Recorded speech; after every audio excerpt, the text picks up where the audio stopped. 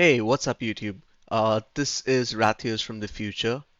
We went over the patch notes last night when they came out, and I'd kind of gone over it on stream, so I'm sort of posting a YouTube video about it right now. Make sure you watch till the end. These are just my initial thoughts from as soon as the patch notes came out, and we're going to be doing a lot more testing on the beta servers for these different specs. So make sure you catch me on stream, and that's twitch.tv/Rathios. I'll have a link down in the description and somewhere in the video. See you on stream. Peace. Talking about Unholy DK, overall they've gotten buffs. They've had their cunning explosion damage increased by 100%, virulent plague. Again, that's a 15% damage increase.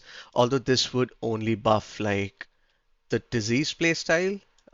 It's more relevant over there as opposed to their pet playstyle, or rather the necromancer playstyle.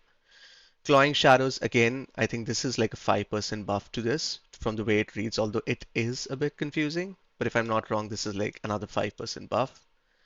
And Super Strain causes Dread Plague to deal 75% of its damage, so this is basically an increase to the cleave damage that Super Strain does. So all in all, another buff.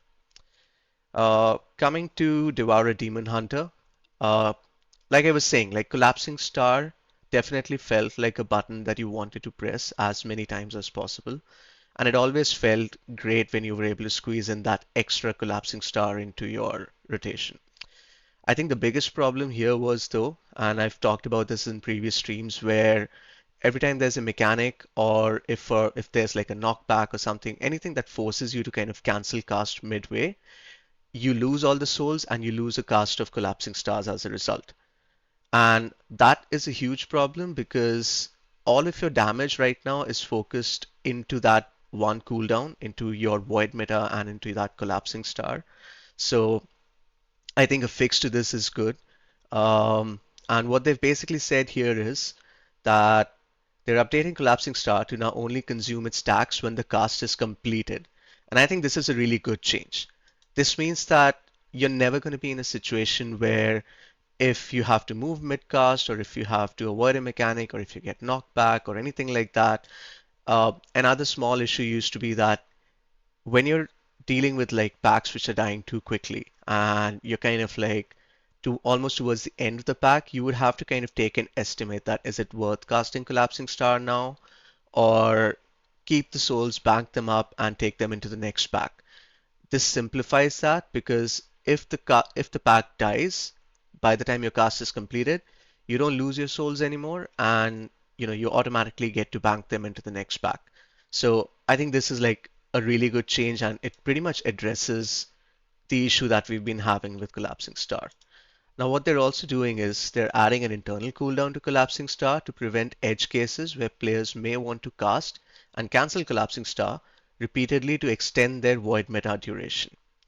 So initially, when Blizzard said that they want to have the souls get consumed at the start, their reasoning was basically that they're doing this to avoid a degenerative play style where players would sort of like start a cast because every time you're casting Collapsing Star, your sort of void meta sort of extends, right? So players would do that to sort of extend the void meta duration. Putting this ICD definitely helps with that as well. Otherwise, you could sort of like repeatedly cast your collapsing star and cancel the cast if the souls wouldn't get consumed, and that would kind of lead to like a weird playstyle. And I don't think that would be fun for anyone. So this definitely fixes that as well. So to me, this looks like a win-win situation. They're also saying that this cooldown will trigger when collapsing star begins its cast. So that's also good because you're not losing a lot. Our goal with this change is to make Collapsing Star more forgiving when cancelled due to forced movement and crowd control, while giving us some room to avoid abuse cases. So, Collapsing Star has been updated, no longer consumes. Collapsing Star now generates 50% less threat. I think this is also great because a lot of times what you might want to do is that when you're moving from pack to pack, like I said, if you're like banking those souls and you're taking that into the next pack and to kind of like burst them down, Collapsing Star does a lot of damage and you would pull threat from the tank if you're kind of like doing it, if you're playing it properly, you're maximizing the damage out of it. You would sort of generate a lot of threat, and I think this is like a good quality of life change. It doesn't like affect its throughput or anything. It's just an overall good quality of life change. Uh, yeah, and they basically go on to say that they'll be watching and if they'll make more tweaks if necessary. I personally, I love this change. This is really amazing. It's what I had been and what a lot of people in the community had been asking for. So we're going to test it out. We're going to see how it feels, and hopefully this is a step in the right direction from what I can see. Talking about druids, balance, fix an issue. So this is just an issue fix. And this is basically just a tooltip fix. So no tuning, which is a little bit sad to see. I would have wanted some more tuning for balance druid. I don't think it's doing really great right now, and I think it could use some damage buffs. Um, yeah, hopefully in the next patch or something. So here they're talking about Wild Stalker. Bloodseeker vines grow at an increased rate when multiple targets are afflicted by or bleeds. That is nice. Rampancy causes bursting growths to have a 30% chance to trigger first 20%. This is again a buff. Patient Custodian increases bleed damage. Again, this is a great, good buff. And this is basically a bug fix. Oh, I guess I spoke too soon. So we've got balance buffs over here. So 10% to Meteorites, Power of Golden 25%, Denizen of the Dream 40%, Solar Bolt. Yeah, it's basically an all-in-all buff. So I guess Boomies can celebrate. Go ahead, Boomies, open your champagnes and have some fun. Feral Druid. Feral Druid has been another spec which has struggled a bit on beta. I think they simplified it, which is like a step in the right direction, but uh, at the moment it's like the playstyle does not feel very fun from what I've heard, and at the same time the damage is also significantly undertuned. So they've got a few buffs over here. They've got uh, okay, the first one is I don't even know what to say. It's an issue that fail to, it's basically, it causes unseen attacks to often fail to find a target when not fighting dummies. Like I don't even know how this issue happens, but I'm glad they fixed it. Focus Frenzy increases the damage of Feral Frenzy by 20%, so this is a nerf. And I guess what we've got here is basically like a redistribution, right? So they've kind of taken some of the damage out of Feral Frenzy. Feral got taken out back and shot. Yeah, pretty much. I think like when they had this Feral Frenzy, it kind of you could argue that it had a lot of damage in like one cooldown or like one place. That's not the case anymore, and I'm not sure if these compensation buffs do anything much for it because cat form swipe damage increased by 20% and it's like a 8% aura buff. Not sure if it's really going to help take Feral out of the bad spot it is in right now. And then they've given some, off healing buffs, which is like what they mentioned at the start. They want to like give some more power to hybrid specs in terms of their off healing. Evoker. Fire Breath's total instant plus periodic damage should now be consistent at all Empower ranks, with all combinations of Fire Breath affecting talents. Panacea healing increased by 60%. Okay. Now, as far as I remember, Evoker still has the bug where uh, your consume basically like it funnels all damage onto your main target instead of like onto your main target. And I think that's how it works. I haven't played Devourer or rather Devastation too much, so I don't know a lot about it. But the fact that that hasn't been addressed in like the last three patches uh, makes me feel that that's an intended thing. And if that's the case, I think Devastation Evoker now looks really strong in terms of the prior damage that they bring. And they also have like they'll have like really good funnel from what I understand. And I think that that kind of makes Evoker really, or specifically Devastation Evoker really strong going into Midnight Season 1. Yet to see, maybe they fix it at a later date, but as of now, Devastation Evoker still looks as strong as ever.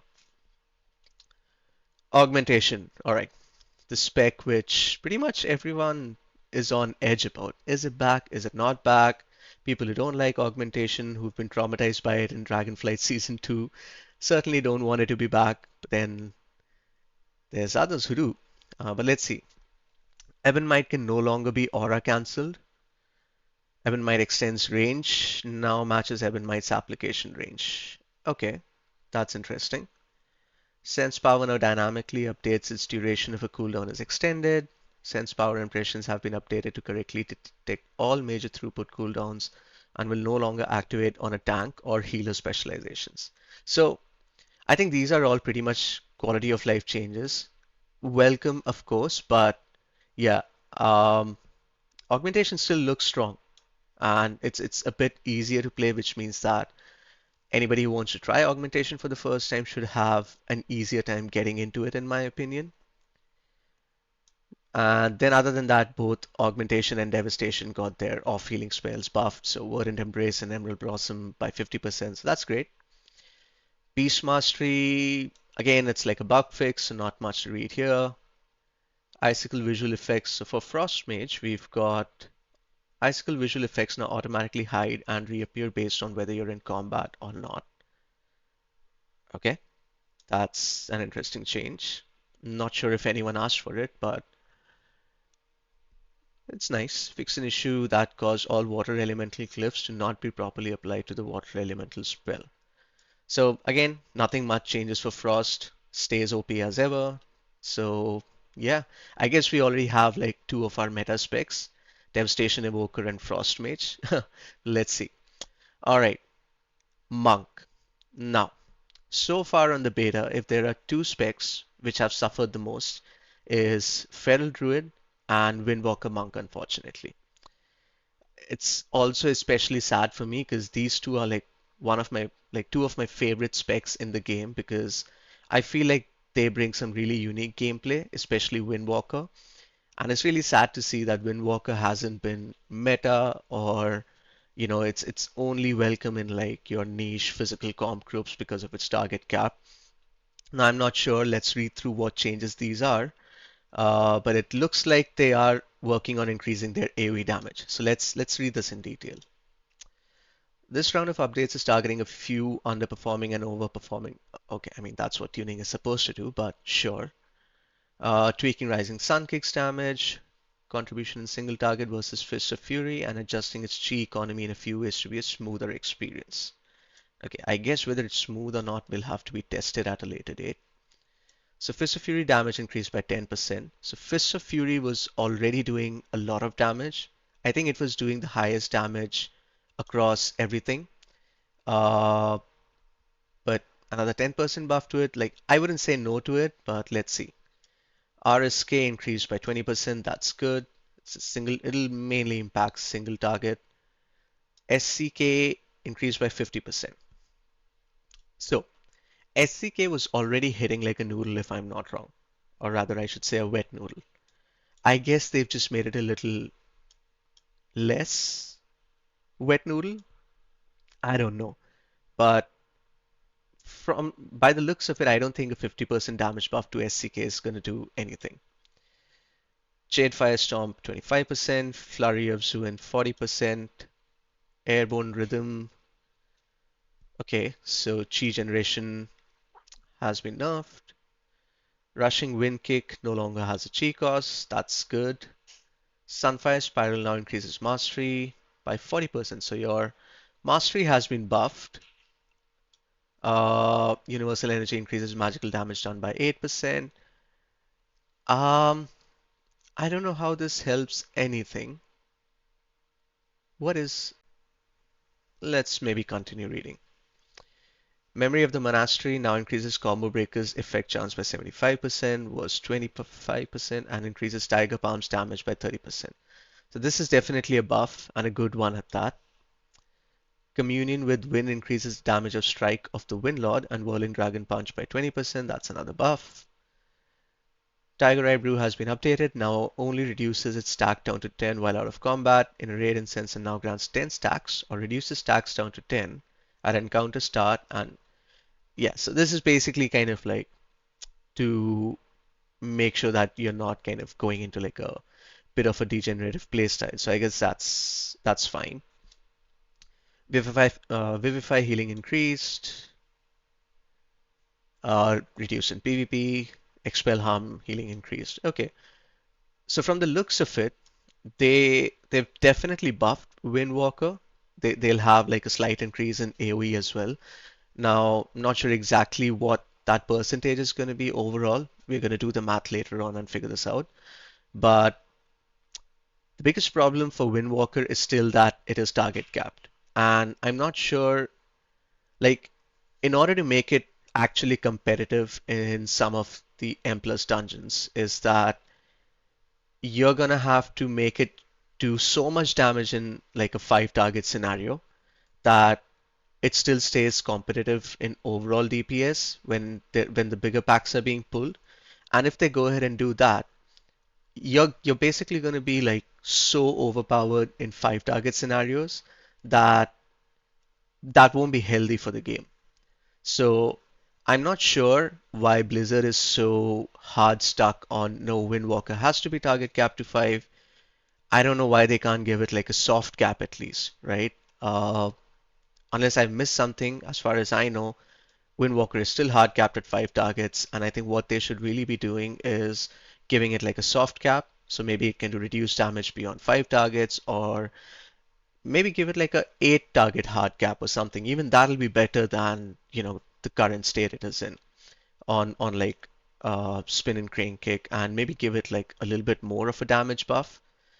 Uh, yeah, but let's see. We can test this a bit on beta, see where the numbers land, and yeah, but at the face of it, I don't think that it's a lot. All right, Paladin.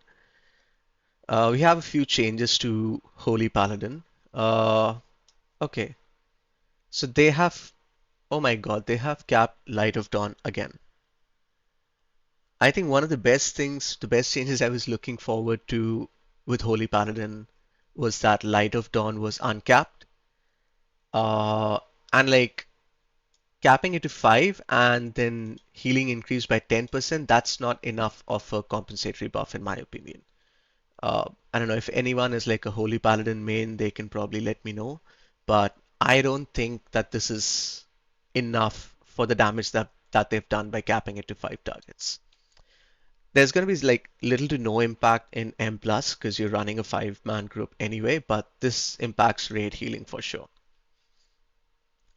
Liberation now causes 12% of Word of Glory and Light of Dawn's healing to be transferred into damage. So this is basically like your reverse ancient teachings thing, where any healing that you do gets transferred to damage. And for Mistweaver, we know that ancient teachings is basically like any damage that you do transfers into healing. So this is basically like a reverse ancient teachings thing. It's a nice buff. I think, yeah, this looks good. Beacon of the Savior now functions with Commanding Light. Uh, I'm not really sure how much of an impact this is going to be. Hammer of Wrath now costs the same amount of mana as Judgment. I guess that's nice. It makes sense. Hammer and Anvil healing now increased. Okay, so the, earlier this wasn't getting affected by Mastery, and now they made it so that it does get affected by Mastery, and they've reduced the baseline healing by 30%. Uh, so I guess I think this is going to be like a net zero change, probably even like a slight, very slight nerf, maybe like an unnoticeable one, but I don't know. Let's see. Holy Light healing increased by 25%. Divine Resonance added to CDM. I think it's good to see changes like this because with the base cooldown manager, there's a lot of stuff that Blizzard has sort of decided that, okay, you can add this and you can't add that. And I think that's a little bit too restrictive. I think we should, as players, have the freedom to kind of add whatever buffs and debuffs you want to track, right? And I think that was the biggest win of having weak auras, that you could completely customize how and what you want to track. Uh, Blizzard sort of putting those kind of restrictions. Like I get it that you shouldn't be able to, you know, automate like the combat stuff to kind of like remove that computational combat part of it. But I think these kind of buffs and debuffs which only affect you as a player, there should be a little bit more relaxation over there. Divine Resonance not correctly activated. So this is like a bug fix. All in all, I don't think I'm very happy about the Holy Paladin changes. Maybe if there's any Holy Paladins who can add more depth to it, I can probably speak more to it. But I think at the face of it, the biggest L for me is the healing effect being capped at 5 targets. I was really happy that it was uncapped previously when beta started, but now them capping it at 5 targets, it feels a bit sad. All right, red. So some buffs to off healing. Haste now correctly reduces the global cooldown. That's fine. So mostly bug fixes. I don't think there's any new stuff for retribution over here. Slight nerf to atonement. I don't know why. I think it was just fine the way it was. But I guess let's just continue reading what else is there. Searing Light applies a damage over time equal to 20% of penance damage. This is a nerf. Shadow Fiend chance increased to 100% was 40%, so I guess that's nice. No longer. What this is? I don't think this is a very good change. So you have one less way to apply atonement to your allies. Okay. Holy Ray can no longer be chained between multiple penance casts. Okay. Shadowman healing increased by 45%. That's a slight buff. Borrow time and harsh discipline have swapped locations. Borrow time grants. So this change will be applied as a hotfix, so it might not be immediately data mineable. Okay. I don't know. It feels like a very slight nerf. I think borrowed time granting more haste, that's certainly good. It should make the spec feel more fluid when you're playing it. But yeah, some of the changes to how atonement is applied and the nerf to atonement healing doesn't sound very great on paper, but I guess we'll find out as we go through more testing. Uh, Shadow basically gets its off healing and power word shield a bit buff, which is in line with like the original message where they wanted to kind of increase the healing and absorbs of off healing specs or hybrid specs basically. Talking about rogues, this looks like a bug fix. Fate Interval and Assassination. Fate Intertwine increases the percentage of damage spread by caustic spatter by 5%, was 10%, and Fate Bound coin damage increased by 10%. I don't think again that this does a lot. It's certainly above, but I think what I don't like is this part here, uh, the percentage of damage spread by caustic spatter. Because what this does is it reduces its like cleave damage. So I'm a bit sad about that. Not sure what the final numbers are going to end up looking like with these two changes, but let's find out. Fate Intertwine increased the percentage of damage caused by Blade Flurry reduced by 6%. So this is again a slight nerf to Outlaw. Okay, so Assassination got like 10% damage buff. Caustic Spatter causes 15% of a nature damage to hit nearby enemies was 35. So it's more like an aura buff. So I think overall, if I look at it, this does look like a buff to Asa. Outlaw, again 15% aura buff. Blade Flurry causes 25% menacing. So your cleave damage basically got nerfed a bit over here from Blade Flurry. Menacing Rush, damage bonus is 20%, that's a slight buff. Adrenaline Rush duration is okay. Midnight Seasons, okay, 2-set bonus. So I guess this is just a tooltip update. Yeah, so they basically made this change so appropriately they have sort of like updated the tooltip on the tier set. Fixed an issue in Precision Shots tooltip, correct percentage. Okay, so this is just tooltip updates. Overall, I think some flat buffs to Outlaw and Assassination. They've kind of nerfed how much their cleave damages a bit.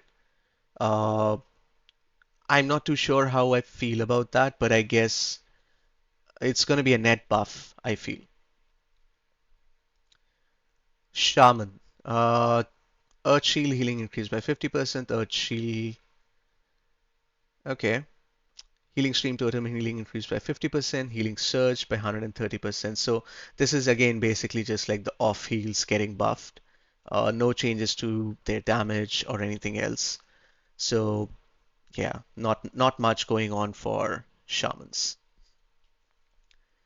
Warlock Affliction. Haunt duration increased to 18 seconds. Only one application of Haunt can be uh yeah. I think there was like this whole gameplay style where you would have multiple applications of Haunt. They've kind of tried to fix that where you can only have like one application active at a time, and they've increased the duration.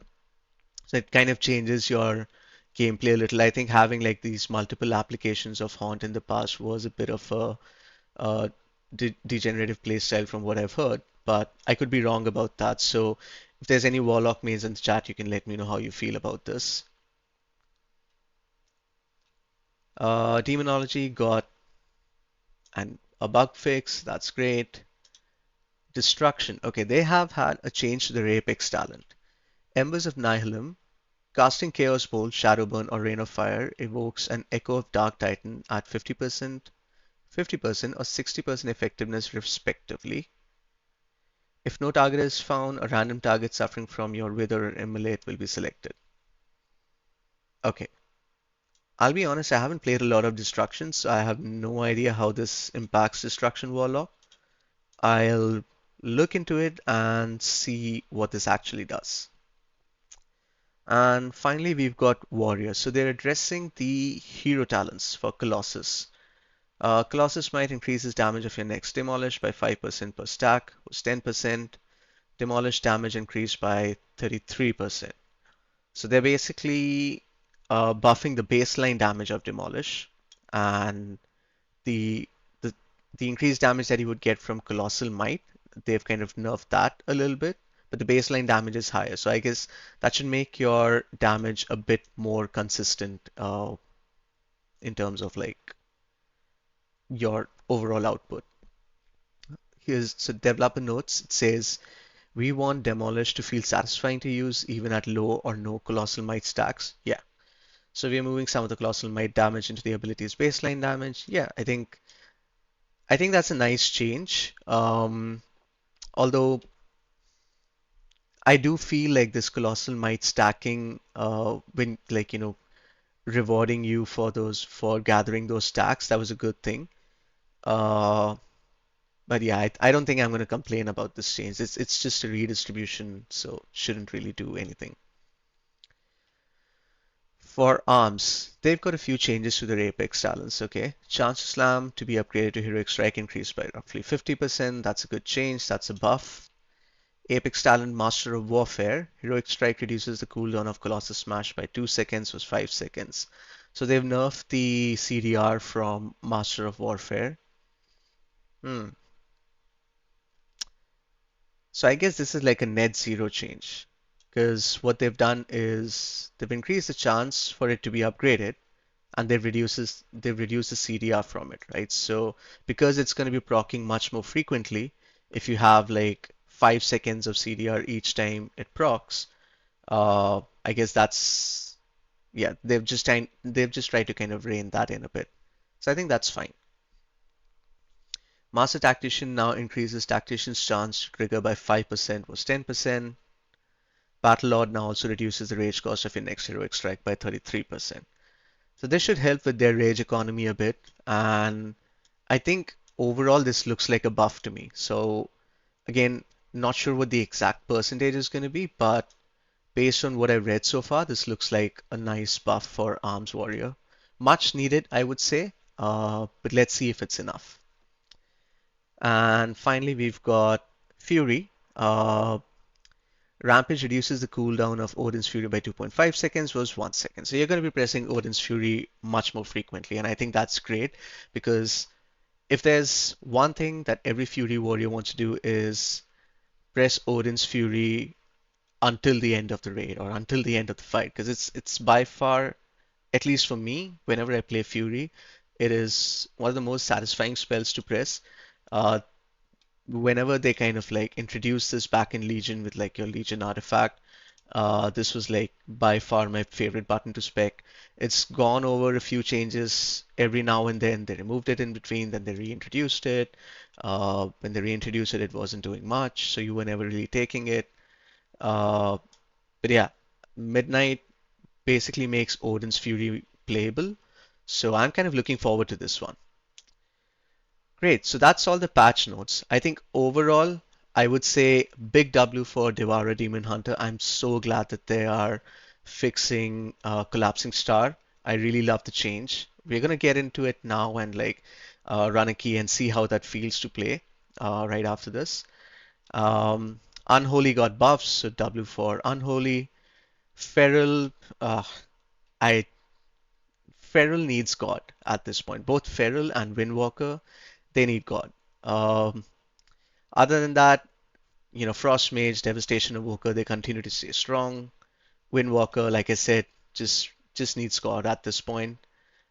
And really sad about the Holy Paladin change, capping Light of Dawn. I really wish they would revert it because I don't think this would feel good to any Holy Paladin. And few changes to Discipline Priest, which look like a nerf, but we'll find out whether this was exactly a nerf or not. And then Rogue got a little bit of damage redistribution rather. And yeah, that's about it. Perfect.